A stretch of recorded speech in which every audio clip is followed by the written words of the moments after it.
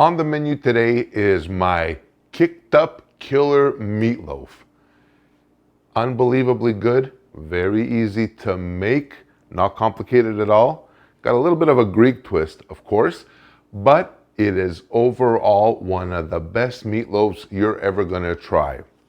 So let's get the show on the road. First things first, preheat your oven, 350 degrees Fahrenheit or about 160 degrees Celsius.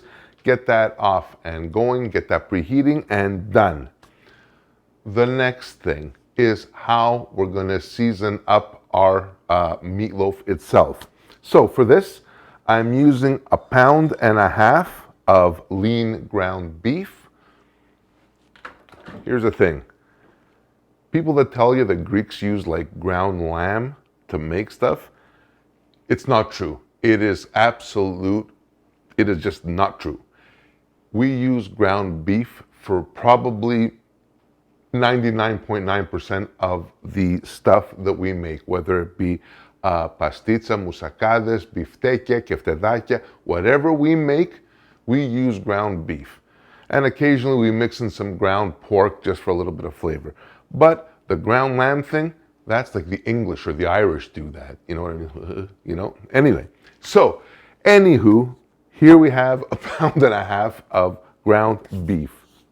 Now, to get us starting in our ground beef, what I'm gonna be using is 1 onion. Now, the thing is with this, I'm gonna be using the help of my mini-me food processor here, and I'd be lost without it. And the trick to this is actually almost pureeing my ingredients or my seasonings. So as an example, the onion will get cut down so finely that it's almost going to be almost like a liquid or a puree. So let me just get that there, like that.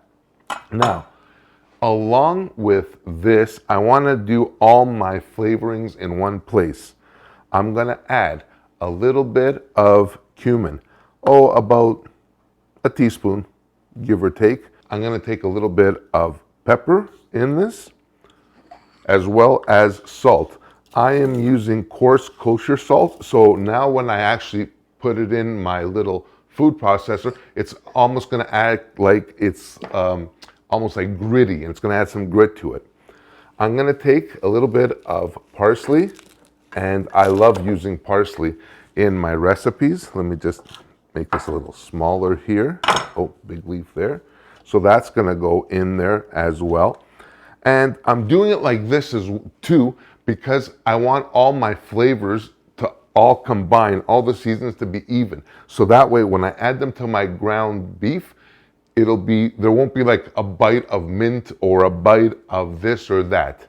Which reminds me, mint. Greeks, ground beef, mint, it's like a marriage made in heaven. You can't have one without the other. So I'm just gonna take a few leaves, and whether you use fresh mint, which I happen to have today, or you're gonna be using dried mint, it's all good. It really doesn't matter, because depending on where you live as well, like I live in Canada, so here in the wintertime, it is like bitching cold. All right, pretty much that's it there. Throw in a couple of more leaves here, just like that. Can't have too much mint. I'm also gonna do a little bit of oregano. I love dried oregano. In fact, I prefer dried oregano to fresh oregano. So I'm just gonna do, again, a little bit there, maybe another teaspoon of dried oregano, half a teaspoon, whatever is your preference will work. And lastly, of course, a little Greek extra virgin olive oil. And I'm just gonna basically use about 2 or 3 tablespoons in here just to give it a little bit of lube. I want this to kind of emulsify as well. So just let that go. Let me see how we're doing. A little bit more. Let me grab, let's see if I have like a little spatula here that I can just grab and scrape off the sides, because what you need to do is make sure that all your pieces are evenly chopped for this. Oh, and it is smelling freaking amazing already. You know what? I think I'm going to add a little bit more olive oil to this. I want a little bit of almost like a salsa, like a really tight salsa. So let me put that in there. That's perfect. That's all you need. Literally, that is all you need. Oh, and I don't want to waste any of this goodness up here on the lid. That's a no-no. Perfect. Let me just put that here. Take this out. Here. All right. So now I'm going to take this. I'm going to move this in here and clean out my... This is all the flavors of the meatloaf right in here in one like little killer punch. And that's perfect, just like that. Awesome. Leave that there. Perfect. And to tie it all together, I'm going to crack one egg in here, just like that. And the best tools in the kitchen, your hands.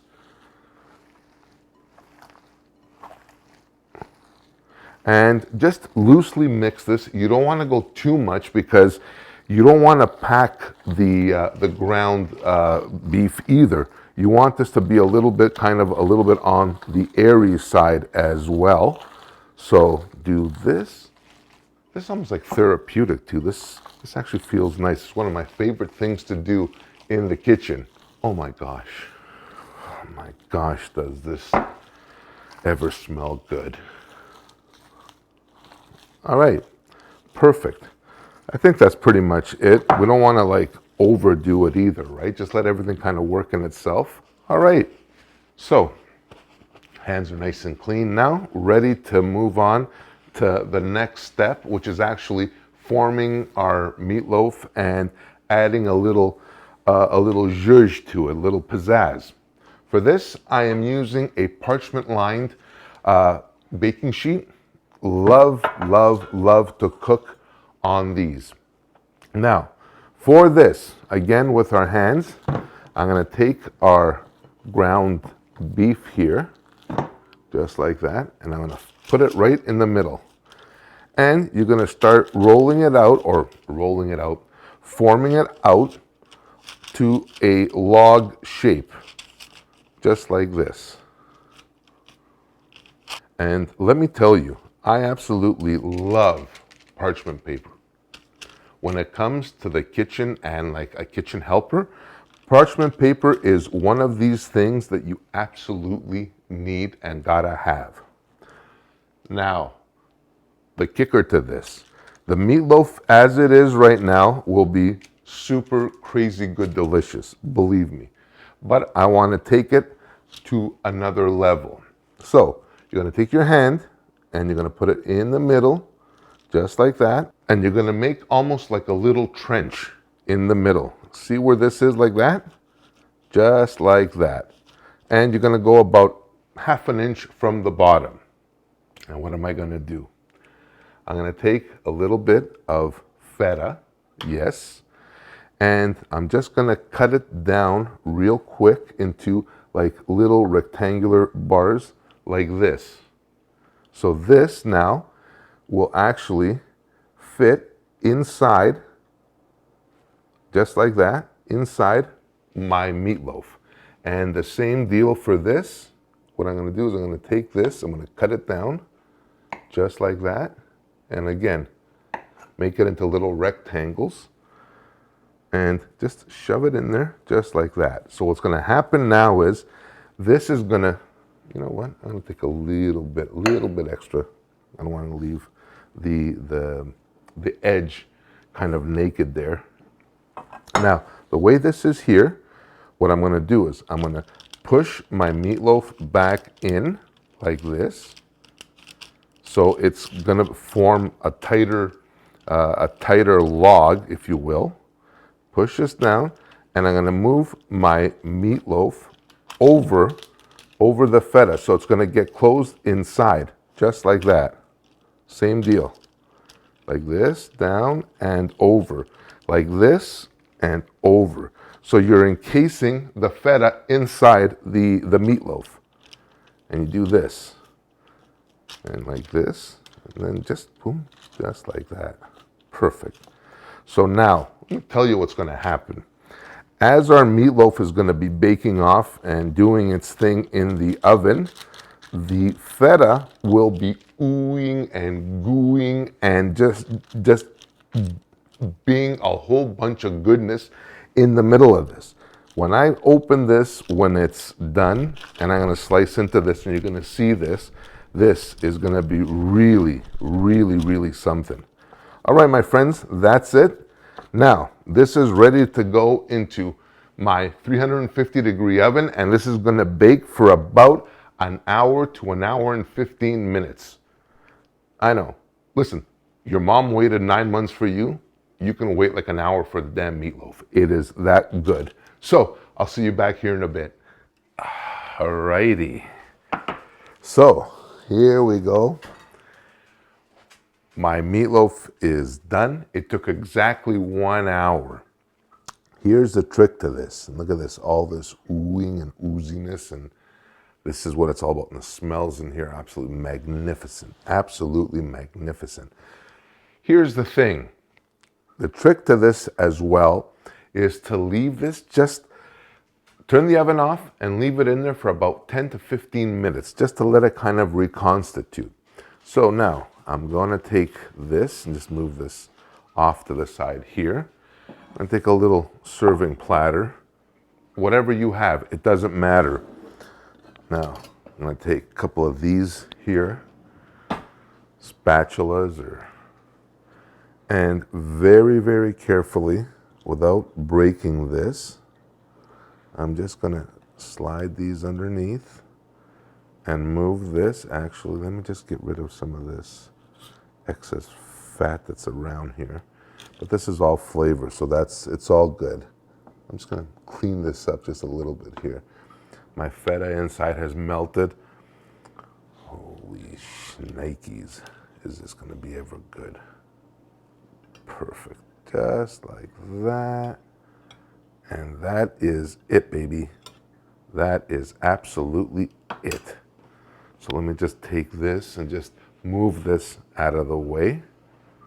And believe me when I tell you, parchment paper. 2 words that are going to save you in the kitchen. So I'm just going to leave this here. I'm going to show it to you like this a little bit. And you can see the cheese. This is split open almost. And my cheese is kind of like, the feta has just kind of melted. It's going to be ooey and gooey. And let me just take a knife real quick and a little fork, and what I'm going to do is I'm just going to slice it literally, so you can see this. Take a piece.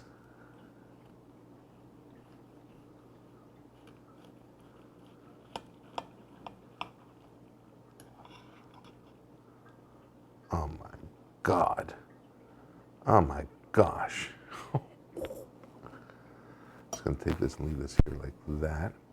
Then I'm just going to cut pieces here so you can see like the inside of this, how absolutely exciting this is. This is like really awesome. Check this out here. Look at that. Look at that. Can you actually see that? The cheese has melted all inside the feta. It's actually like liquidy. It's like molten. And that, my friends, is exactly what we want. So, you know what? I'm going to try it from here.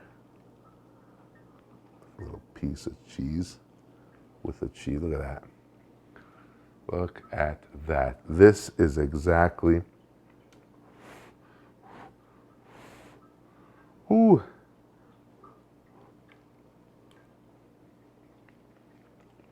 Mm. Mm. Holy shit balls. Mm. Mm. Oh my God, is that ever good?